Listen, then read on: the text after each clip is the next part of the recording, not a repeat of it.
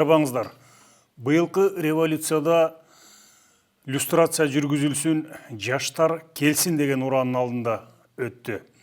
Мына ушул тууралуу биз студияга Кыргыз Республикасынын Жаштар союзунун төрагасы Рустам Юсупов мырзаны чакырды элек. Рустам мырза, кош келиңиз.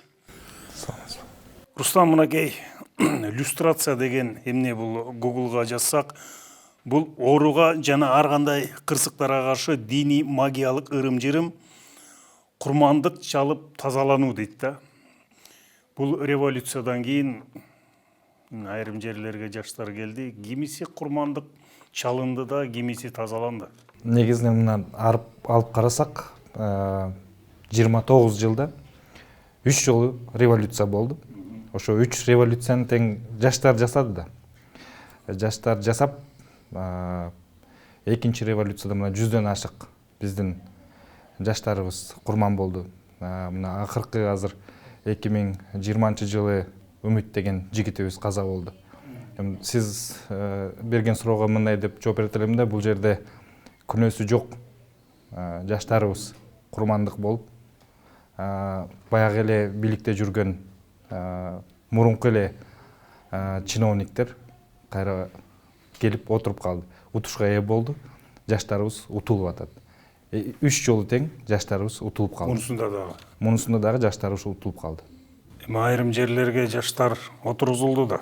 Эми аны карап көрсөк да, кандай жаштар келип атат. Алардын бир мындай катуураак кыйкырып койгон жаштарыбыз. Билими жок, тажрыйбасы жок.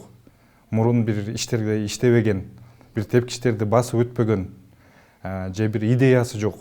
Жөн эле катуураак кыйкырып койсо эле, аларды алып келип туруп эле ар кандай кызматтарга коюп атат. Бирок канчалык деңгээлде алар ошол жумушту алып кете алат, ал жагына карабай атышат. Ошондуктан биз жаштар келди дегенибиз менен анын сапатына карашыбыз керек да. Кандай сапаттагы жаштарыбыз келип атат. Анан канчалык деңгээлде келип атат. Мына азыр бир 2-3 эле жаш кадрларды коюп туруп, биз жаштар келди деген сөздү айтсак жаңылыш болот деп эсептейм да. Себеби дегенде көрүп атабыз да, эски эле кадрлар кайра эле айланып эле өз ордуна келип атат да. Мына азыр люстрация жөнүндө сөз болду. Люстрация деген бул тазалануу. Ошол эле азыркы чиновниктер бир кезде жаш болчу да.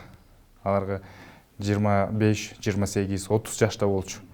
Бирок мына 29 жылда өлкөнүн акыбалын карап көрөлү. Кайсы деңгээлге алып келип жеткирди. Азыркы эми жаштарыбыз, баягы келип аткан жаштарыбыз, алардан кем калбайт да. Эгерде биз тазалануу десек, биз кандайдыр бир критерияларды иштеп чыгышыбыз керек да. Ошол критериялар негизинде биз анан кийин уже кадрларды алып келишибиз керек да. Бизде бир тепкичтен экинчи тепкичке басып өтүш үчүн эч кандай эреже жазылган жок да. Же таанышың болуш керек, же акчаң болуш керек, же катуураак кыйкырып коюшуң керек. Ошо 3 эле маселе менен азыр мына бийликке келип атышат да. Эгерде биз мындай бир нормаларды жазып койсок, министр болуш үчүн моундай тепкичтерди басып өтүш керек, моундай иш тажрыйбасы болуш керек, моундай планы болуш керек десек, ошондо гана бизде бир өнүгүү болот да. Планы бар, идеясы бар, бирок акчасы жок, таанышы жок, көчөгө чыгып кыйкырбаган жаштарыбыз толтура. Өзүбүз деле окугандар, чет өлкөдө эмес окуп, өзүбүз деле окуп, тажрыйбасы мол жаштарыбыз аябай көп. Демек, люстрация бул акылдын люстрациясы болуш керек, акылдуу адамдар келиш керек, эми ошонун тандоо системасын түзүш керек. Ооба, тупа туура. Себеби дегенде биз люстрация дегенде баягы бир кээ бир адамдарды жаман көрүп, сен тигинин астында иштедиң эле деген ойдо эмес, биз анын иштеген сапатына, канчалык деңгээлде ал киши таза иштеди, эмне жаңылыктарды алып келди, ошол жактарына карашыбыз керек да. Эмне жумуш жасаган, эмне жасагысы келет, ошондой критериялар менен биз тандашыбыз керек да. Анан бизде азыр мына карап көрсөк, критериялар таптакыр башка.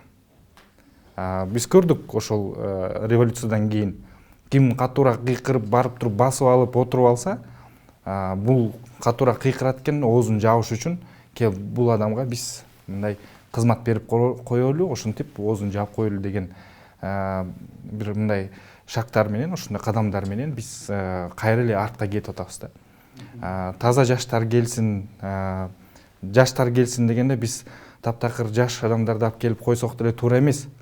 Таза адамдар келсин, идеясы бай адамдар келсин деген мындай идеясы бир ой пикири, планы болгон жаштар келсе, ошондо гана бизде өнүгүү болот да. Өкмөт үйүндө 7-октябрда ичинде кирип ошол отурдуңар. Бир топ партиялардын лидерлери кирди, бирикти, биригип, мындайча айтканда бир меморандумга кол койдук деп да айтты. Ошол жерде ушул маселелер көтөрүлдүбү? Албетте, ушул жерде бул маселелер көтөрүлгөн болчу. Себеби бул бир топ элдин көпчүлүгү десек да болот. Мына бир опрос жыйынтыгын алып көрсөк, 93% элибиз жаштар келсин, таза адамдар келсин деген мындай талаптарды коюп атты эле да. Анан биз ошо талаптарды көтөрдүк ошол жерде. Ал талаптарды көтөргөндө бардыгы макул болушуп, анан кечинде кайра баягы эски чиновниктерге чуркап барып, соодалашып, кызмат үчүн мындай так бир позициясы жок адамдар экен да, ошол кээ бир саясатчылар позициясы жоктугунан барып ошо эски саясатчылар менен соодалашып, бул баягы бириккен тандем, кол коюлган меморандум күчүн жоготту да. Малыкта Мамытканов болду мисалы үчүн. Ал деле ага чейин аябай жакшы кептерди айтып, мындай алыш керек, андай алыш керек деди. Ичинде демек башкача маселе болду. Албетте, ал киши көп маселелерди көтөрүп атты. Башында катуу кыйкырып, коррупция менен күрөшөбүз деп сын пикирлерин айтып аткан болчу. Бирок аягында ошол жерде 2-3 эле мындай көрүнүктүү жаш саясатчылардан калып калды. Алар көрүштү, андай жол менен максатка жетүү кыйыныраак болот экен.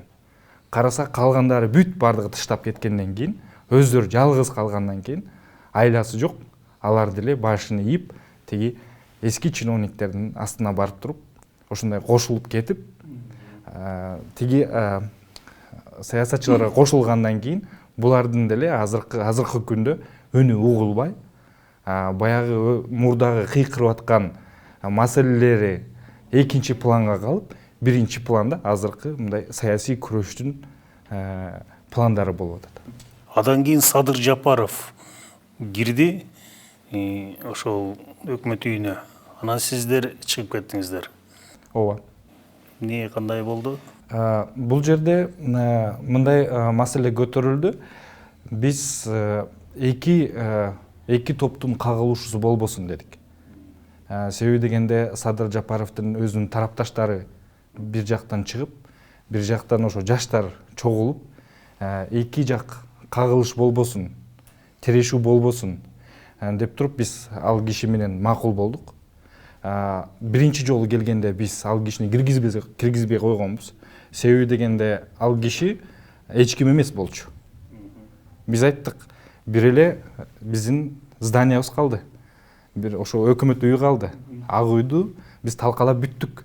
Бизге эртең иштей турган бир место болуш керек, орун болуш керек. Биз ошол нерсени сактап калалы. Биз ошо өкмөттүн ичинде болгонубузда дагы бир да кабинетке кирген жокпуз. Бүт кабинеттердин бардыгы отпечатаны, бүт бардыгы жабылган болчу. Биз өзүбүз коридордо отурган болчубуз. Коридордо отуруп, бирок эч кимди киргизген жокпуз. Мыйзамдуу бир кагаз алып келсеңиз, ошол же ошо бир декрет менен болобу, же болбосо жогорку кеңештин колдоосуна ээ болуп туруп бир кагазды алып келсеңиз, биз анда өкмөт үйүнө өткөрүп берели дедик. Эгерде андай кагаз жок болсо, биз каалаган адамга өткөрүп бере албайбыз да. Бул деген өкмөт үйү. Ошол нерсени биз сактап калып, анан сырттагы болуп аткан тирешүүлөрдү токтотуу үчүн, кагылышуу болбосун, бири-бири менен элибиз урушуп кетпесин деп туруп, биз анан бошотуп бердик. Могу азыркы эми жаштар биримдиги аркылуу чогулуп, сүйлөшүп, кандай кадам кылалы деп атасыңар? Бүгүнкү күндө биз саясатты кай жакка кетип атканын көрүп атабыз. Биз бүгүнкү күндө ошол кайра эле баягы узурпация дейбиз го. Кайра эле эски чиновниктер, ошо жогорку кеңеште мурун отурган депутаттар, өздөрүнүн мөөнөттөрүн узартып, мыйзамсыз узартып, мыйзамсыз жогорку кеңеш бүгүнкү күндө мыйзамсыз жумуштарды жасап атат да. Алар бүгүнкү күндө баягы одномандатный деп туруп, ошондой формага өтөлү, президенттик форма правленияга өтөлү, ошо одномандатный менен биз кайра эле жогорку кеңешке келели деген бир максаттарны, өзү баягы кыңгыр иштерин кайра эле жасап атышат да. Алар бүгүнкү күндө конституцияны өзгөртөбүз деп ошого кийлигишип атат. Бүгүнкү күндө экономиканы эч ким ойлонуп аткан жок. Социалдык маселелерди эч ким ойлонуп аткан жок. Азыр мына кыштагы маселелерди эч ким ойлонуп аткан жок. Бизде бүгүнкү күндө кризис. Экономический кризис, социалдык кризис.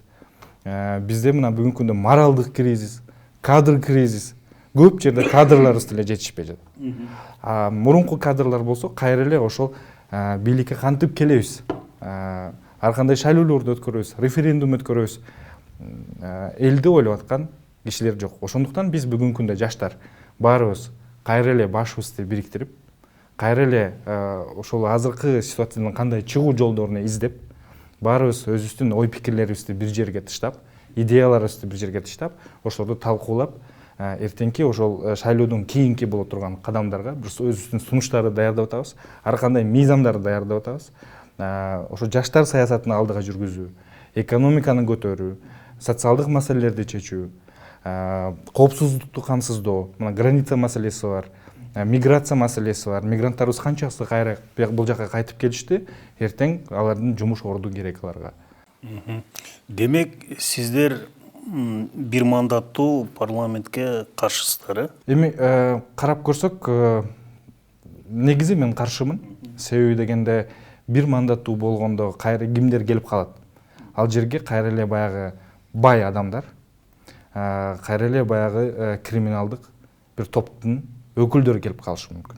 Себеби дегенде округ болгондо ал жерде ал адамдар өзүнүн акчасы менен, өзүнүн күчү менен ошол жердеги бир жаштарды, аялдарды алардан күчтүүрөөк чыгып, акчасы менен кайра сатып алып, бир мандаттуу эме менен келип калышы мүмкүн.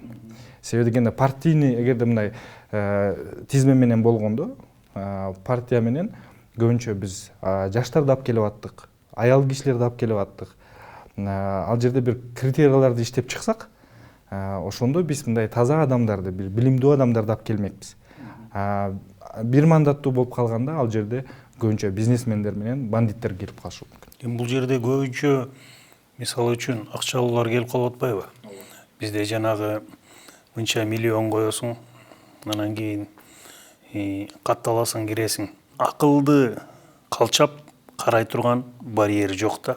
Ооба, туура айтасыз. Биздики негизи ошол жагынан аксап атат окшойт. Партийный болобу, одномандатный болобу, ушул жагын чечиш керек да. Акчалуу гана келет, мисалы үчүн сизде миллион болбосо, сиз шайлоого катыша албайсыз.